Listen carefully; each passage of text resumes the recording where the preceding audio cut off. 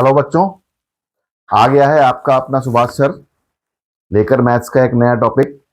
जैसा कि आपको पता है, हम 6th स्टैंडर्ड का मैथ्स कर रहे हैं। अभी तक मैं आपको 4 चैप्टर्स करवा चुका हूँ।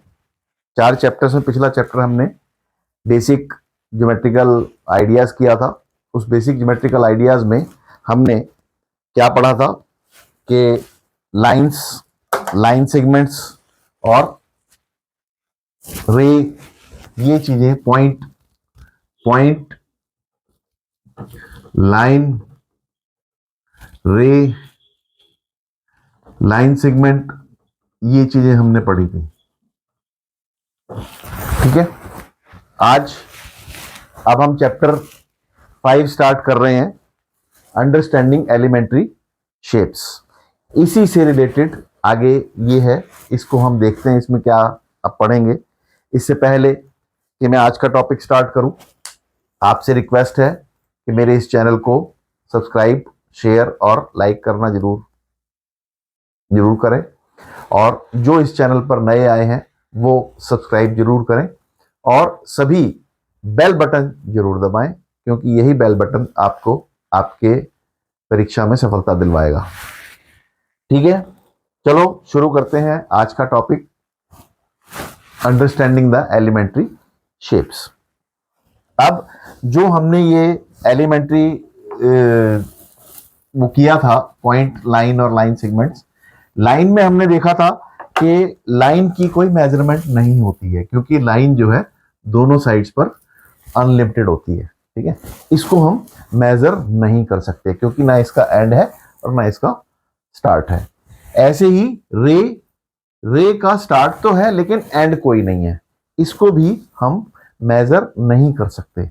लेकिन अगर किसी लाइन पर या पॉइंट पर 2 पॉइंट्स हम मार्क कर दें, ए और बी, यहां पर ए मार्क कर दें, यहां पर बी मार्क कर दें, तो इस डिस्टेंस को, ये फिक्स डिस्टेंस है, इसको हम बोलते हैं लाइन सेगमेंट। यहां से यहां तक मैं अगर इसको कहूं, this is called a line segment. Line segment, अब इसको देखना है कि इसकी मेजरमेंट क्या है। अब मेजरमेंट करने के लिए आपको पता होगा एक स्केल आता है, स्केल से हम इसको मेजर करते हैं। ये स्केल होता है, ये बड़ा स्केल है, छोटा स्केल भी आता है। इसमें स्केल में ये जो छोटे नंबर्स होते हैं, ये देखिए 1 2 3 4 5 6 7 अप टू ये 30 है। 30 ये सेंटीमीटर्स होते हैं।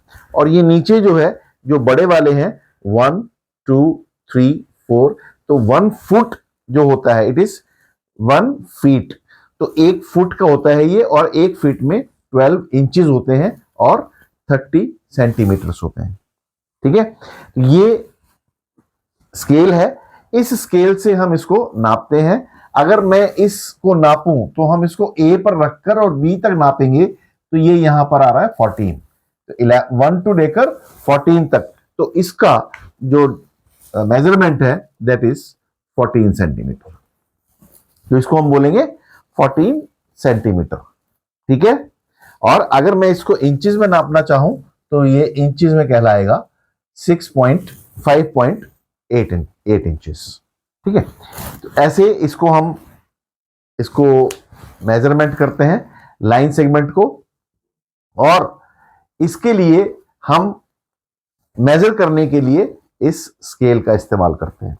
अब इसमें क्या होता है कि अगर मैं इससे मेजर कर रहा हूं, तो इससे मेजर करने में हमें एक दिक्कत आ सकती है कि मेरा ये स्केल जो है थोड़ा ऊपर नीचे हिल सकता है। इसको एग्जैक्ट मेजर करने के लिए एक और इंस्ट्रूमेंट आता है, that is called a divider. ये मैंने कंपास लिया है, डिवाइडर भी इसी तरह का होता है, इसको कंपास बोलते हैं। एक डिवाइडर होता है, डिवाइडर में जैसा पिन यहां पर है उसी तरह का पिन एक यहां पर होता है, वो इस तरह का डिवाइडर होता है। उसको नापने के लिए हम एग्जैक्ट अगर नापना हो तो हम इसको खोलते हैं। जितना इसको खोलेंगे, ये इतना ज्यादा खुल नहीं रहा है, तो ये यहां तक खुल रहा है, तो मैं अगर इसको मान लो, इसको यहां पर इसको मार्क करूं और मैं इसको नाम दूं सी, और मैं सी बी को नापना चाहूं तो मैं क्या करूंगा, सी से बी तक इस पर रखूंगा इसको, ये एग्जैक्ट मेरी नाप आ गई। अब इसको मैं स्केल पर रखूंगा तो इसको ये मेरा आ जाएगा। ये देखो यहां पर 1 से स्टार्ट किया और इसको मैंने यहां पर रखा तो ये एग्जैक्टली 10.5 आ रहा है। इसको ऐसे हम नाप सकते हैं, इट इज 10.5। तो सीबी जो यहां पर आ रहा है दैट इज 10.5 सेंटीमीटर। ये लाइन सेगमेंट की मेजरमेंट होती है। इसी तरह से उसके पिछले वाले चैप्टर में, चैप्टर 4 में मैंने आपको ट्राइंगल भी करवाया था, ठीक है, क्वाड्रिलेटरल भी करवाया था, ट्रेपीजियम भी करवाया था। ये 5 क्लोज्ड फिगर्स बताई थी ना कि 3 लाइन सेगमेंट से बनी हुई क्लोज्ड फिगर को हम ट्राइंगल कहते हैं, 4 लाइन सेगमेंट से बनी हुई क्लोज्ड फिगर को हम क्वाड्रिलेटरल कहते हैं, 5 से हम ट्रेपीजियम कहते हैं, और इन सबको कलेक्टिवली हम पॉलीगन बोलते हैं। तो पॉलीगन क्या होता है? Polygon is a closed figure formed from a number of line segments. 2 or more line segments forms a polygon. ठीक है, 2 से कभी भी पॉलीगन नहीं बनता, क्योंकि 2 लाइंस को अगर हम करें तो ये क्लोज्ड फिगर नहीं बनेगी। जब तक कि इसमें तीसरी लाइन में ज्वाइन नहीं करूंगा ये क्लोज्ड फिगर नहीं बनेगी। तो इसलिए हम इनको भी हम मेजर कर सकते हैं। जैसे इसका ये वाली लाइन, ये वाली लाइन, ये वाली लाइन, ये वाली लाइन, ये वाली लाइन, इन सब लाइनों को हम, लाइन सेगमेंट्स को हम मेजर कर सकते हैं। तो ये है इसमें मेजरमेंट का। और इसके बाद इसमें एक और, ये तो था लाइन सेगमेंट, ठीक है। लाइन सेगमेंट के अलावा इसमें एक और चीज मैंने तुम्हें बताई थी उसमें कि एंगल्स क्या होता है? तो पता है एंगल क्या होता है? एंगल्स ये होता है एंगल, जो मैंने बताया था आपको, ये 2 रेस जब एक पॉइंट पर आकर मिलती हैं उसके बीच में जो पोर्शन है दैट इज कॉल्ड एंगल। जैसे लाइन सेगमेंट्स को मेजर करने का तरीका है, ऐसे ही एंगल्स को मेजर करने का भी तरीका है। एंगल्स को मेजर करने के लिए प्रोटेक्टर का हम यूज करते हैं, दैट इज कॉल्ड प्रोटेक्टर।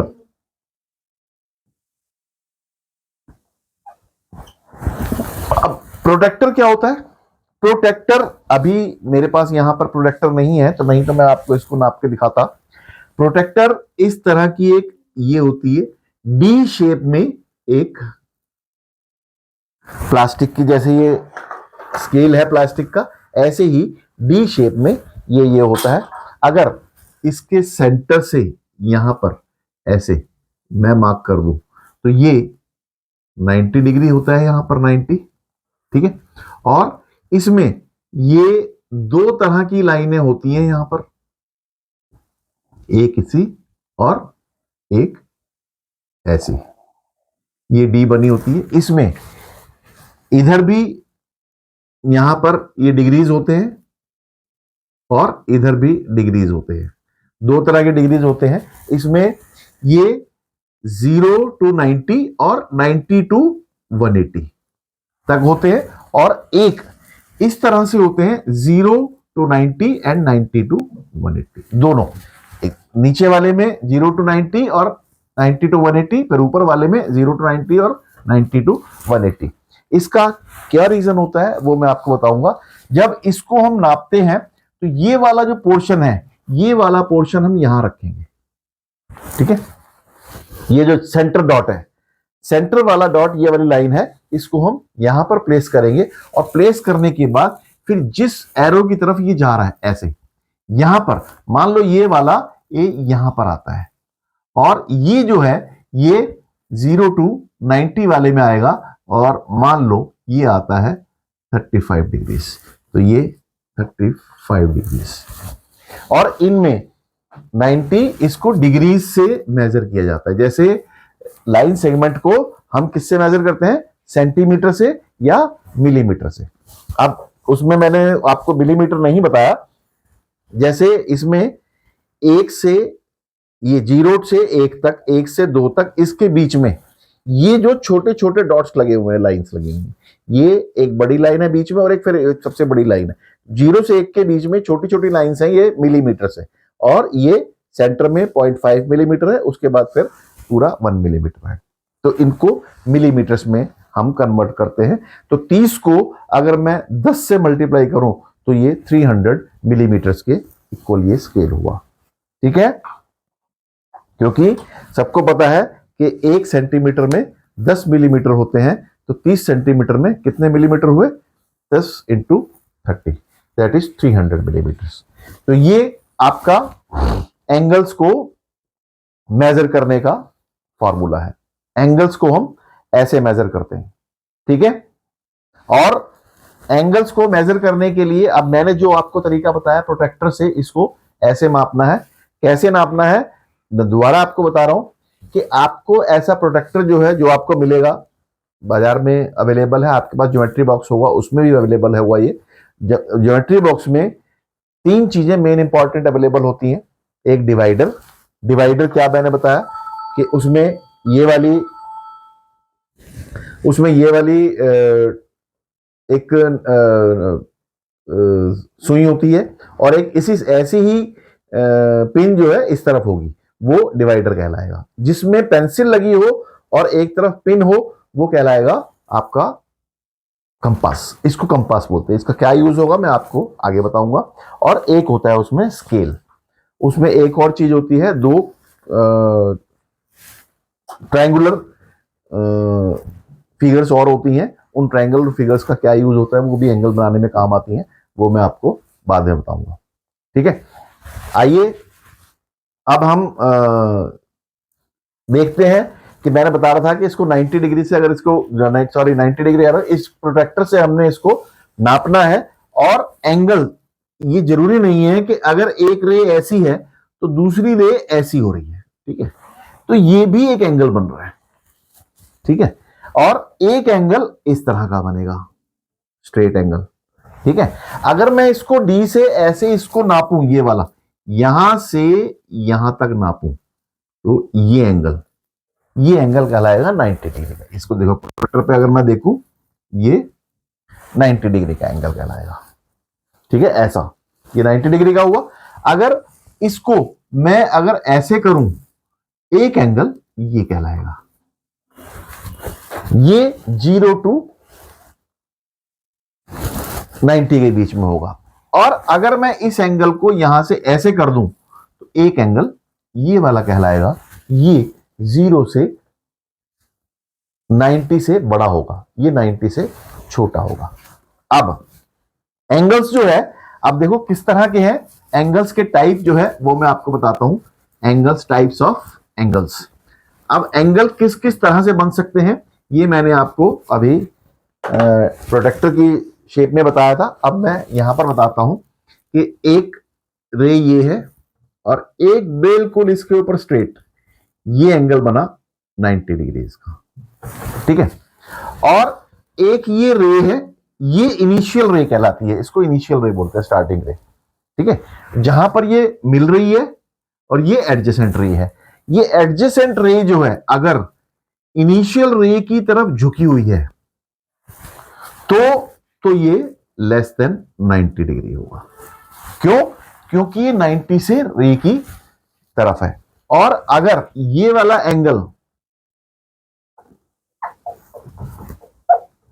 अगर ये एंगल इस तरह से इस तरफ जा रहा है, मतलब रे से अपोजिट तरफ जा रहा है, मतलब 90 डिग्री के अपोजिट तरफ जा रहा है, रे की तरफ नहीं जा रहा, तो वो मोर देन 90 डिग्री होगा। ठीक है, ये आपको पहचान रखनी है कि 90 डिग्री से एंगल देखते ही आप बता सकते हो कि वो 90 डिग्री से छोटा है या 90 डिग्री से बड़ा है। ठीक है, तो एंगल्स इस तरह से 3 तरह के एंगल्स होते हैं। ये एक होता है राइट एंगल, एक होता है एक्यूट एंगल, एक होता है ऑब्ट्यूज एंगल। ठीक है, राइट एंगल क्या होता है? Equal to 90 degree. Acute angle क्या होता है? Less than 90 degree. Obtuse angle क्या होता है? More than 90 degree. ठीक है, ये एक एंगल होता है।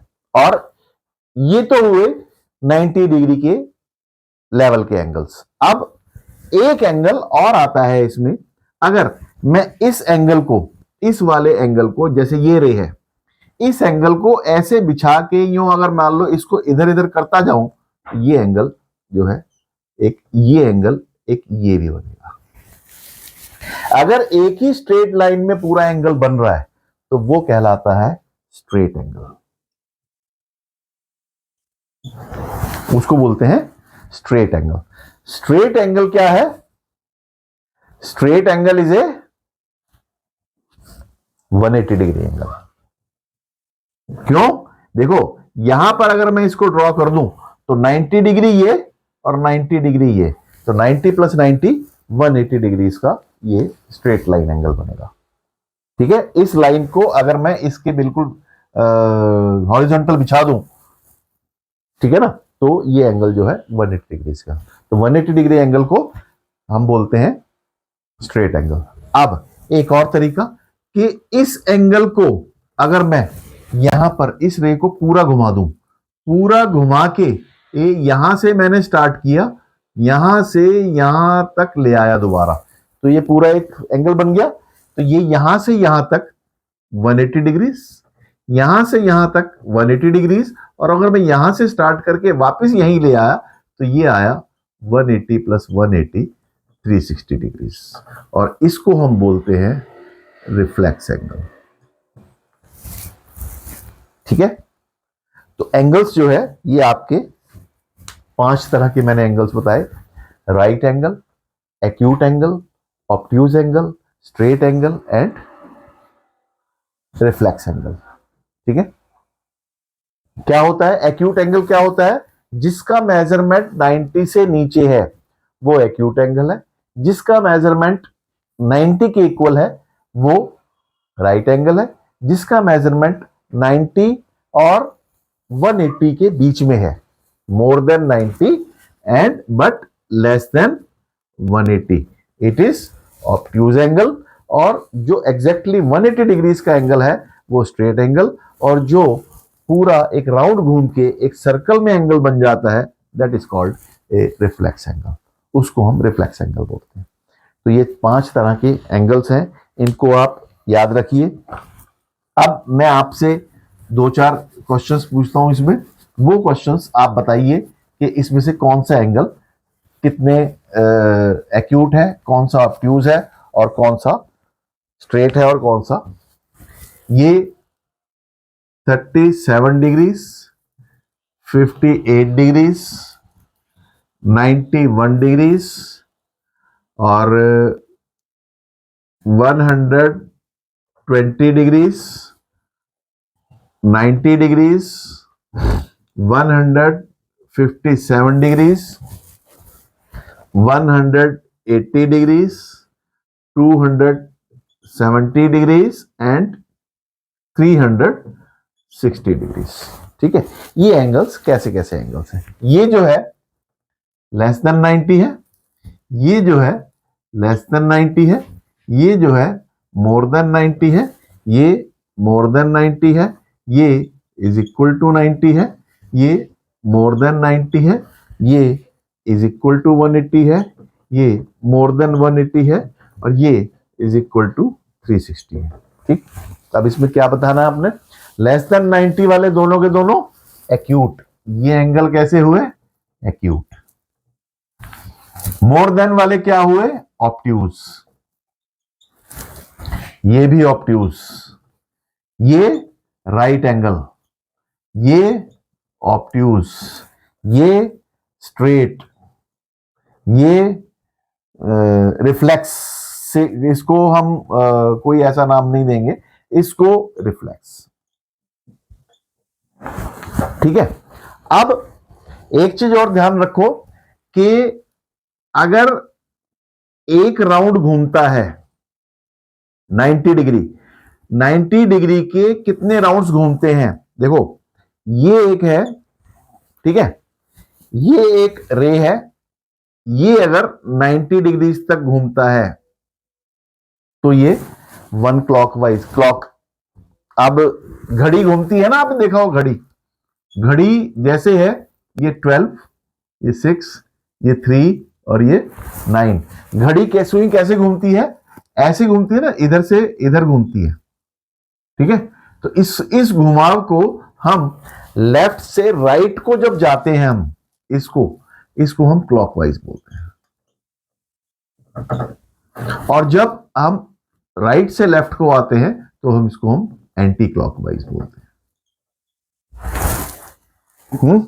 तो ये क्लॉकवाइज और एंटी क्लॉकवाइज का मीनिंग आप समझो। क्लॉकवाइज और एंटी क्लॉकवाइज का मीनिंग जो है, इसका मीनिंग इससे है कि घड़ी हमारी कैसे मूव करती है।